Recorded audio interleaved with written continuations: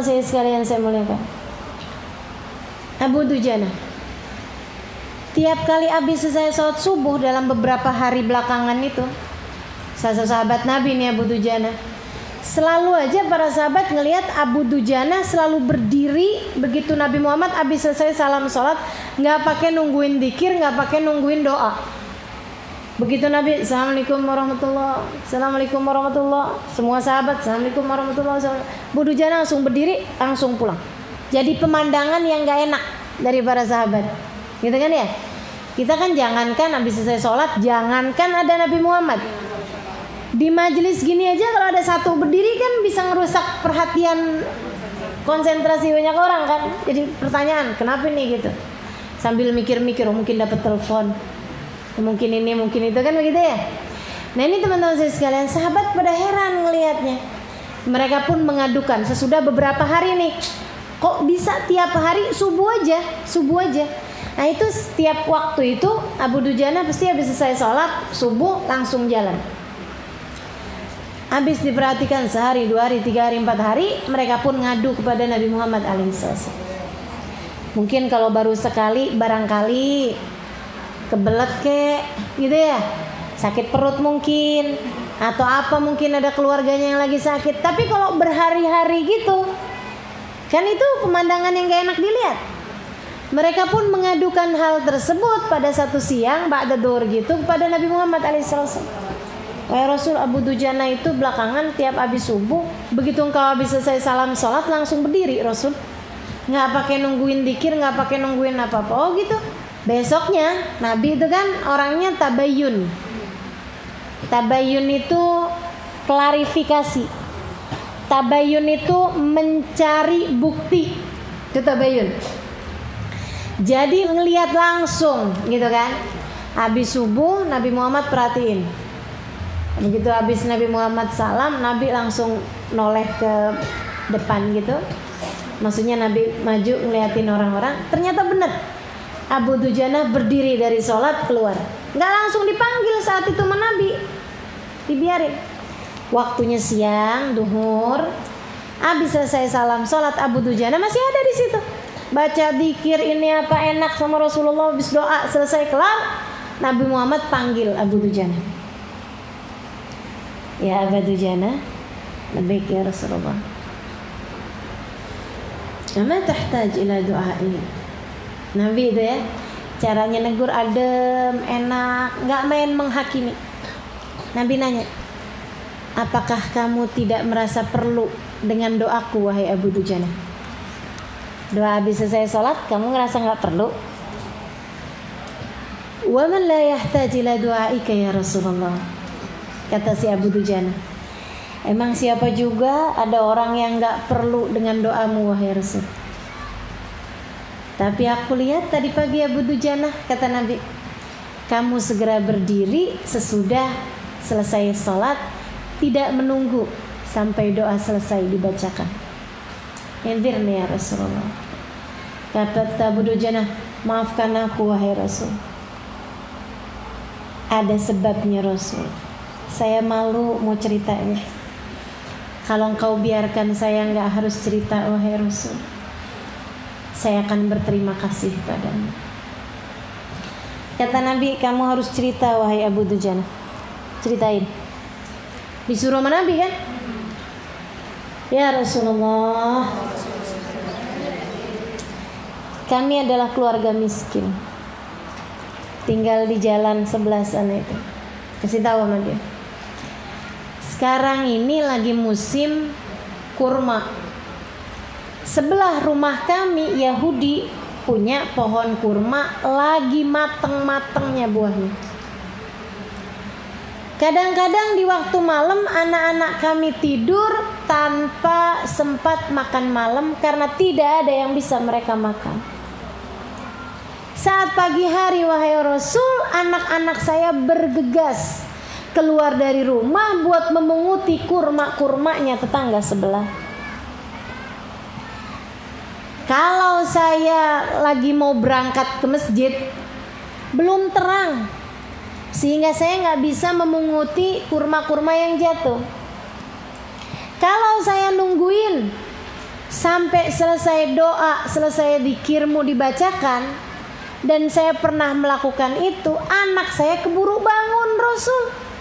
Anak saya masih kecil, umur 5 tahun, 4 tahun, belum bisa dibilangin, belum bisa dikasih tahu. Pernah wahai Rasul, satu hari saya menyelesaikan sampai doa dibacakan, sampai semua zikir dibaca. Ya Rasulullah, saya balik ke rumah, mendapati anak saya sudah memasukkan kurma ke dalam mulutnya. Saya pun segera datang kepada anak saya bilang, kah, keluarin gitu. Keluarin. Anak saya nggak mau. Dia nangis Rasulullah sambil bilang, nih jae ya bu, lapar. Saya sampai pukul tengkuk mereka untuk membuat mereka mengeluarkan kurma yang sudah mereka makan. Tetap nggak mau juga Rasulullah. Saya sampai masukkan jari saya ke dalam mulutnya. Saya berkata kepadanya, nah ayah tak peduli apa yang kalau kamu lakukan kepada ayah. Akan tetapi ayah mohon tolong, jangan sampai kamu sampai makan makanan yang haram untuk kemudian di hari akhirat kamu bilang, maafkan saya ya Allah, saya makan makanan yang haram. Saya ambil buah kurmanya si Yahudi sebelah rumah karena ayah saya tidak bisa memberikan kepada saya makan. Jangan permalukan ayah di hadapan Allah, anakku sayang. Tolong ayah. Sejak hari itu wahai Rasul, saya tidak akan menunggu sampai doamu selesai dibacakan. Maaf, bukan karena nggak perlu sama doamu. Maafkan aku wahai Rasul. Akan tetapi aku takut sampai ada makanan haram masuk ke dalam perut anak-anakku. Gitunya tuh sahabat. Jangan sampai tangan anakku mengambil barang yang bukan menjadi haknya, sehingga jadi penyakit bagi mereka nantinya, jadi bala bagi saya nantinya di akhirat. Nabi dengerin nggak tega, nangis Nabi Muhammad alaihissalam. Nabi kan orangnya nangis, nggak tegaan gitu maksudnya. Akhirnya kemudian Nabi Muhammad ngeliatin sahabat-sahabat juga pada merah matanya, nggak tega juga gitu dengar cerita orang tersebut. Akhirnya Nabi Muhammad kemudian bilang, siapa nih si Yahudi yang punya pohon kurma itu? Fulan bin Fulan ya Rasulullah, panggilkan dia. Panggilin, belum tahu saya sekali. Si Yahudinya nih kena Yahudi yang nyebelin banget gitu loh. Ada orang Yahudi yang nyebelin, ada yang biasa aja gitu ya. Orang Islam juga gitu. Ada yang nyenengin, ada yang nyebelin. Jangan sampai kita menjadi salah satunya. Yang bagian yang nyebelin ini loh. Jadi teman-teman saya sekalian, Nabi kemudian panggil dia. Nabi Muhammad bilang, Pak, saya beli dong Pak pohon kurma Bapak pan rumah itu. Pohonnya doang dibeli. Artinya kalau berbuah, kalau ini itu apa segala macam, itu jadi punyanya Nabi gitu loh. Pohonnya, dahannya, buahnya, semuanya jadi punya Nabi. Saya beli pohon Bapak, kata Nabi Muhammad, dengan sebuah pohon yang pohonnya dari emas, batangnya dari perak. Kemudian buahnya tiap kali dipetik enggak menunggu musim buat keluar lagi. Satu gigitan lebih enak daripada gigitan sesudahnya, gigitan yang sebelumnya. Si Yahudi paham buah itu pastilah buah di surga, karena buah di dunia kan nggak ada yang kayak gitu. Paham nih Yahudi ini. Maka dengan menyebalkannya dia bilang, maaf ya Muhammad, saya nggak jual kredit, saya jualnya kontan. Saya nggak jual kecuali tunai. Kalau tunai sih nggak apa-apa. Maksudnya kalau pohon yang kamu ceritakan tadi ada di sini nggak apa-apa. Tapi kalau nggak ada nggak pakai deh. Maaf, saya nggak jual kalau nggak tunai. Nyebelin banget kan? Sementara Nabi kalau mau jualnya dengan pohonnya Nabi atau apa, Nabi lagi nggak punya. Nabi kan seringnya emang gak punya. Maju Sayyidina Abu Bakar As-Siddiq. Waktu itu Sayyidina Abu Bakar punya satu ladang kurma yang di dalamnya terdapat sekitar 100 pohon kurma. Bukan satu loh, 100 pohon kurma. Dan itu salah satu dari ladang-ladang yang menghasilkan kurma terbaik di kota Madinah. Sayyidina Abu Bakar langsung maju. Terus Sayyidina Abu Bakar bilang sama Nabi dulu, Rasul, yang tadi itu, yang kamu mau jual dengan pohonnya dia, berlaku buat dia atau buat kami juga asal punya pohon itu, Rasul? Katanya Nabi Muhammad, buat siapapun yang punya pohon depan rumahnya si Yahudi. Lebih ya Rasulullah. Sayyidina Abu Bakar kemudian ngadepin sama si Yahudi, Pak, Bapak mau nggak jual pohon Bapak tuh satu itu sama satu kebun kurma saya? Oh, Yahudinya girang banget dong. Wah, langsung tuh, nggak pakai nanti-nanti, sama si Yahudi langsung diterima tangannya Sayyidina Abu Bakar. Langsung dia kemudian bilang, saya jual satu pohon saya depan rumah dengan satu kebun kurmamu, wahai Abu Bakar, tunai. Sayyidina Abu Bakar bilang, saya beli tunai. Jadi teman-teman sekalian, akhirnya kan berarti ini kan sekarang pohon depan rumahnya Yahudi punyanya Sayyidina Abu Bakar. Habis itu Sayyidina Abu Bakar mengadakan transaksi keren ini ya, antara dunia dengan akhirat. Transaksi yang luar biasa indahnya teman-teman sekalian. Tijaratan lan tabur, perdagangan yang gak akan rugi nih. Sayyidina Abu Bakar langsung jual satu pohonnya tersebut kepada Nabi Muhammad. Rasul, pohon depan rumahnya Yahudi sekarang jadi milik saya Rasulullah. Apakah engkau berkenan menjualnya dengan pohon yang tadi telah engkau sebutkan? Nabi pegang tangan Sayyidina Abu Bakar. Aku jual satu pohon yang batangnya terdiri dari emas, dahannya terdiri dari perak, yang buah kurmanya akan senantiasa ada tanpa menunggu musim. Satu gigitannya lebih enak daripada gigitan yang sesudahnya. Setiap kali dipetik langsung keluar gantinya. Saya jual pohon itu kepadamu, wahai Abu Bakar, dengan satu pohon yang ada di depan rumahnya si Yahudi. Sayyidina Abu Bakar, qabiltu ya Rasulullah, saya beli wahai Rasulullah. Teman-teman saya sekalian, jadi sekarang pohon depan rumahnya Yahudi punyanya Nabi Muhammad alaihissalam. Nabi kemudian bilang kepada Abu Dujana, Abu Dujana, sekarang pohonnya udah punya saya. Jadi selamat wahai Abu Dujana, aku serahkan pohon tersebut untukmu. Boleh kamu makan bersama dengan anak-anakmu. Nanti wahai Abu Dujana, mulai besok kamu bisa menunggu sampai doa-doa dan zikir selesai kita baca bersama-sama. Girang Abu Dujana. Makasih ya Rasulullah, makasih ya Rasulullah, makasih ya Rasulullah. Pulang semuanya girang. Nabi Muhammad senang luar biasa. Nabi kan gitu orangnya. Azizun alaihima anit. Berat baginya musibah yang menimpa umat. Tuh Nabi kita Muhammad alaihissalam. Jadi kalau Nabi udah bisa ngasih solusi kepada umat, Nabi senang. Nabi senang. Alhamdulillah, alhamdulillah. Bisa ngasih pohon halal sama Abu Dujana buat dimakan sama anak-anaknya. Jadi Abu Dujana nggak kepikiran lagi buat buru-buru habis selesai salam sholat subuh untuk menyingkirkan buah-buah kurma itu. Si Abu Dujana lebih girang lagi dong. Pulang seneng bener, bilang sama anak-anaknya, nak, pohon ini sekarang udah punya kita. Hadiah dari Nabi Muhammad alaihissalam. Ya Allah, berkah bener nak, alhamdulillah. Ayo kita keluar yuk, kita petik-petikin yang matang-matang. Alhamdulillah, udah girang. Istrinya, anak-anaknya pada girang semua. Lebih girang lagi si Yahudi. Cuman girangnya ini kan girang dunia ya.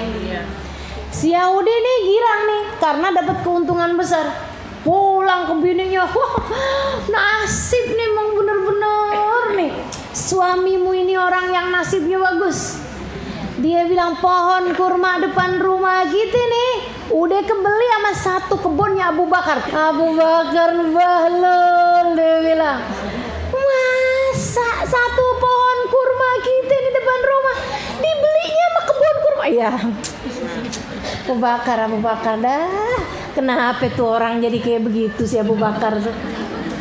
Kena cintanya sama Muhammad nih, nggak bisa mikir dia.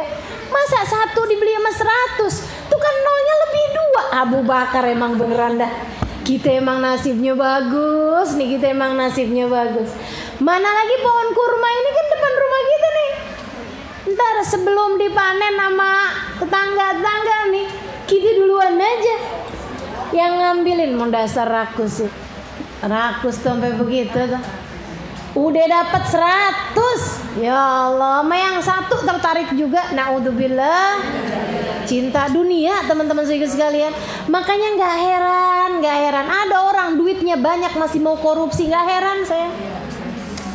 Nggak heran. Naudzubillah. Naudzubillah. Punya banyak masih tertarik sama punyanya orang lain. Duitnya miliar-miliar, tapi gajinya pegawai nggak dibayar, gajinya supir nggak dibayar, gajinya pembantu nggak dibayar. Naudzubillah min dzalik, rakusnya ya Allah. Innalillah wa inna ilaihi. Rahmat sudah dicabut dari dalam hati mereka. Kasih sayang udah nggak tersisa dalam hati mereka. Makanya kemudian anaknya nggak sayang, saudaranya nggak sayang, keluarganya nggak sayang, udah kecabut dari dalam hati. Yang ada di pikirannya cuma angka-angka, antara untung rugi doang yang ada dalam pikirannya, udah nggak lagi kenal rasa-rasa yang lain. Naudzubillah min dzalik, naudzubillah min dzalik. Betapa hampanya orang yang hidupnya seperti itu. Semoga kita nggak ada yang kehidupannya kayak gitu. Nggak peduli kita punya banyak, punya dikit, tapi kita tetap minta sama Allah Subhanahu wa taala agar rahmat senantiasa memenuhi seluruh ruang hati kita. Amin. Teman-teman sekalian saya muliakan, subhanallah, malam hari itu juga Allah kasih mukjizat kepada Nabi Muhammad alaihissalam. Yang disampaikan si Yahudi didengar sama Nabi Muhammad alaihissalam. Dikasih tahu malaikat Jibril. Rasulullah, no si Yahudi no ngomong begini no. Kasih dengar sama Nabi Muhammad alaihissalam. Nabi angkat tangannya, ya Allah, pindahin apa ya Rob? Pohonnya pindahin dong depan rumah Abu Dujana. Allah ijabah. Apa sih yang enggak buat Nabi Muhammad? Orang tuh kalau dicinta sama Allah, apa sih yang enggak buat dia? Sama Allah dikasih semua-muanya. Masya Allah, teman-teman sekalian. Si Abu Dujana besok paginya mau berangkat sholat sebelum subuh, mau berangkat ke masjid untuk ngerjain sholat subuh, kan berangkatnya sebelum subuh. Abu Dujana begitu buka pintu ngeliat, wah, pohonnya udah di depan rumahnya, si pohon kurma tadi itu. Masya Allah, si Yahudi ngeliat, tapi hati yang sudah tertutup dengan cinta terhadap dunia, sulit bagi mereka untuk turun hidayah Allah. Meskipun mukjizat dan keajaiban di depan mata, dah ketutup hatinya. Naudzubillah min dzalik. Tuh teman-teman saya sekalian, para sahabat-sahabat, hati-hati nggak mau ngambil yang bukan haknya. Punyanya orang, api dilihatnya, yang bisa membakar, melumat nanti di hari akhirat. Jangan berani-berani sama yang haram, teman-teman saya sekalian. Jangan tertarik sama yang bukan milikmu. Walaupun kelihatannya bagus, walaupun kelihatannya nggak ada yang lihat nih, kita menjalankan kewajiban kita sebagai umat Islam, belajar untuk bisa berhati-hati terhadap hak milik orang lain. Kita jaga, jangan sampai kita makan yang bukan menjadi hak milik kita.